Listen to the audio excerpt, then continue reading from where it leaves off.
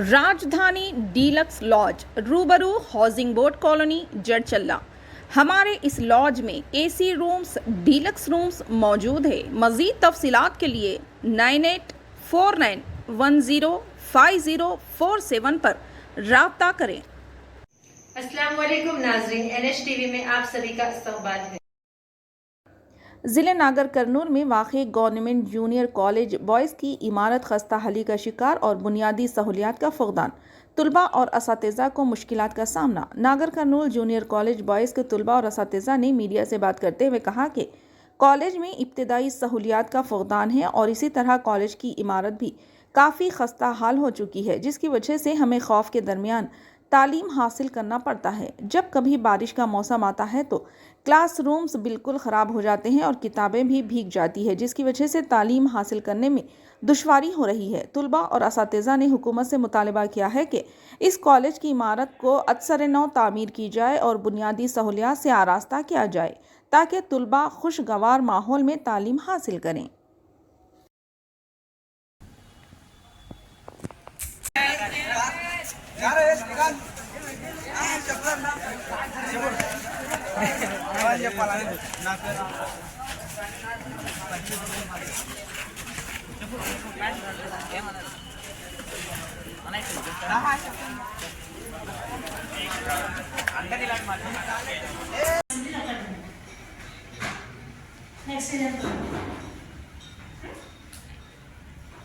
రేపు 4 మార్క్స్ ఖచ్చితంగా రేపు మార్నింగ్ స్టడీ వరకు వస్తారు కదా, 9 వరకు వచ్చేయండి. ఓకేనా?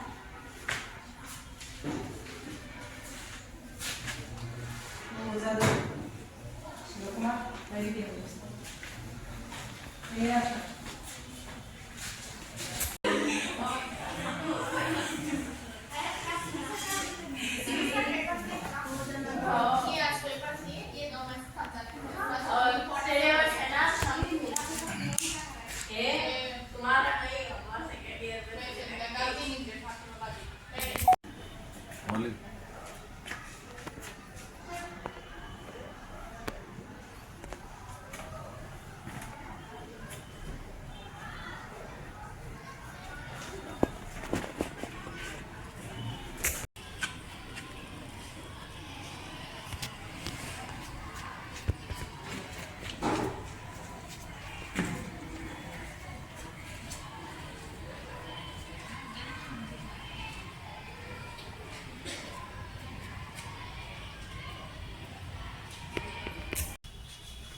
లేదు వాడు ఆరోగ్యం చూసుకోవాలని అక్కడ వచ్చింది కదా.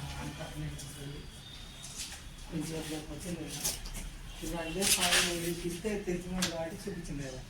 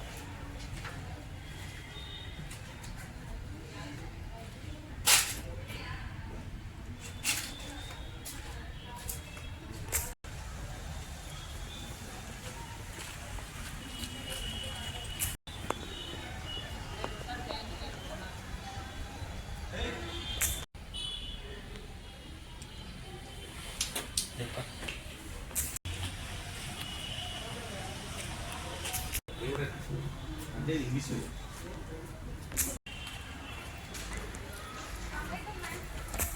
నా పేరు హరిత, తెలుగు అధ్యాపకురాలుగా ఇక్కడ 6 ఇయర్స్ నుంచి వర్క్ చేస్తున్నానండి.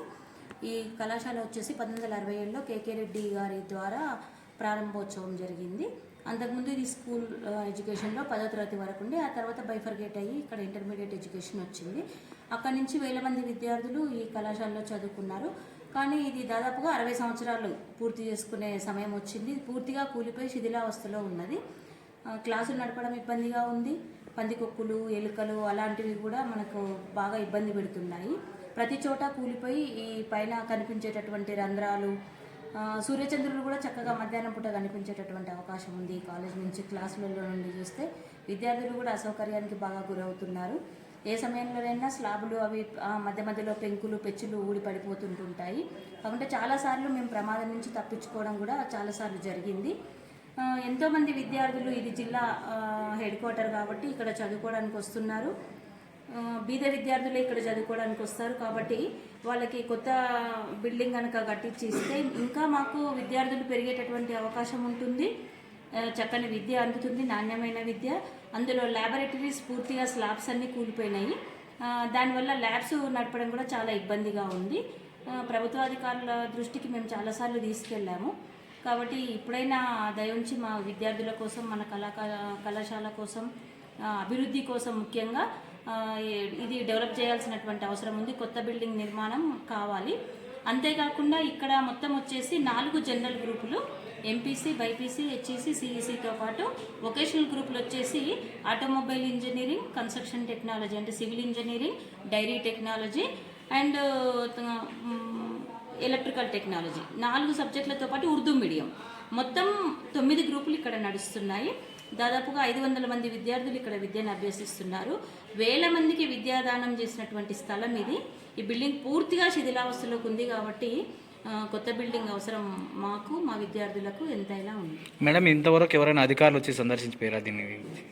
అంటే వచ్చి చూస్తున్నారు, ఈ శిథిలావస్థలో ఉన్నది అని చెప్తున్నారు తప్ప అది ఎవరికి ఒక అడుగు కూడా ముందుకైతే పడట్లేదు. ఎవరి సమయంలో కూడా మేము చేస్తామంటున్నారు, అంతవరకే ఆగిపోతుంది. ప్రభుత్వాన్ని ఏం కోరుతున్నాం? మాకు కొత్త బిల్డింగ్ కావాలి. దాని ద్వారా విద్యార్థులు, పేద విద్యార్థులకు మంచి విద్య అందేటటువంటి అవకాశం ఉంది. ఇంకా ఎక్కువ మొత్తంలో విద్యార్థులు ఇక్కడ చేరేటటువంటి అవకాశం ఉంది. ఎందుకంటే స్లాబ్స్ అంతా దాదాపుగా పెచ్చులు ఊడి పడిపోతున్నాయి కాబట్టి భయం కొద్దీ వాళ్ళు మన కళాశాలలో చేరడానికి ఆసక్తి చూపడం లేదు ముఖ్యంగా.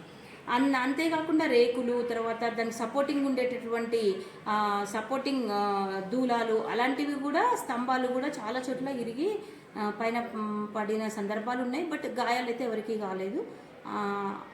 విద్యాదానం ఎంతోమంది చేసిన స్థలం కాబట్టి ఈ భూమి గొప్పది. అందుకని మా విద్యార్థులు మేము అదృష్టవంతులు. ఇప్పటివరకు అయితే దెబ్బలు ఎక్కడ తాకలేదు, గాయాలు ఎక్కడ కాలేదు. కానీ కొత్త బిల్డింగ్ అవసరం మాత్రం చాలా ఉంది. अस्सलाम वालेकुम वरहमतुल्लाहि वबरकातुहू। मेरा नाम मेरा सुल्ताना है।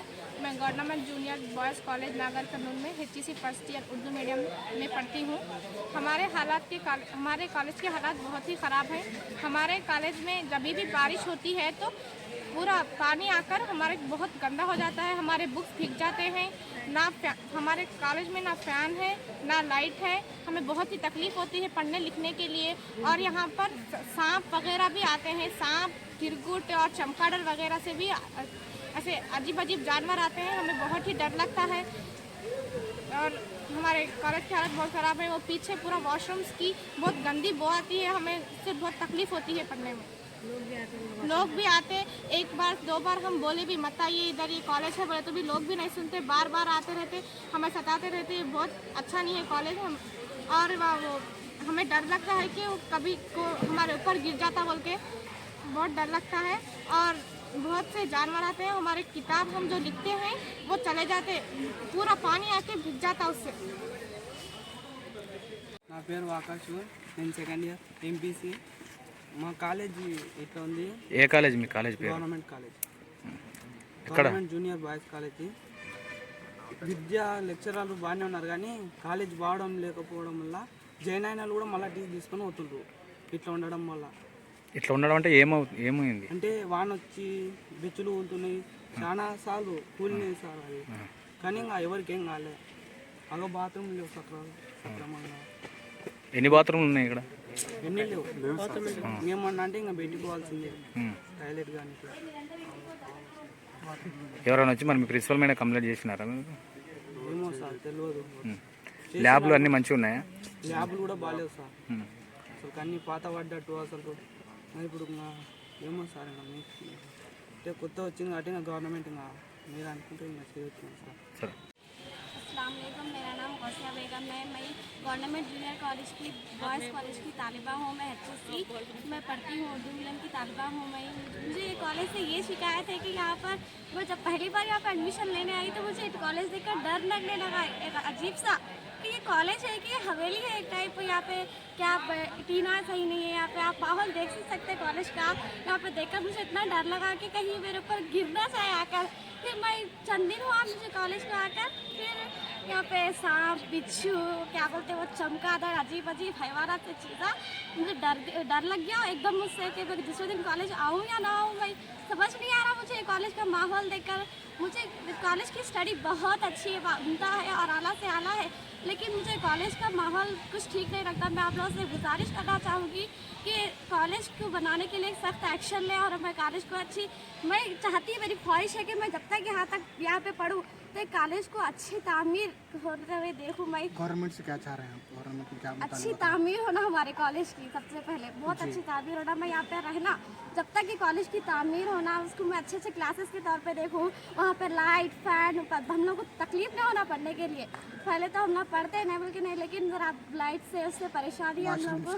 वॉशरूम्स के भी पीछे बोलते कितना कि क्या कॉलेज है थे वॉशरूम्स है यहाँ पे सबको, मतलब भी फिर भी आते रहते यहाँ पे। मेरे को बहुत शिकायत है देखो ये कॉलेज से, स्टडीज से कुछ भी नहीं है। अल्हम्दुलिल्लाह स्टडीज बहुत अच्छी है, लेकिन कॉलेज का माहौल मुझे बिल्कुल पसंद नहीं आया।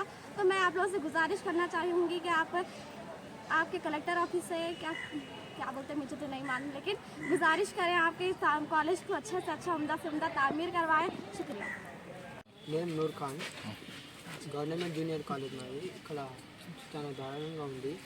ఓకే మొత్తం పడిపోతూ ఉంటాయి, అవి రేకులు కూడా సరిగ్గా లేవు, ఇంకా వాష్రూమ్స్ లేవు. వాష్రూమ్స్ వస్తే బయట పోవాలి. కాలేజ్ క్లాస్ పరిస్థితి ఎట్లా? క్లాసెస్ ల్యాబ్స్ అయితే కొంచెం బ్యాడ్గానే ఉన్నాయి, క్లాసెస్ కూడా అంత మంచిగా లేవు.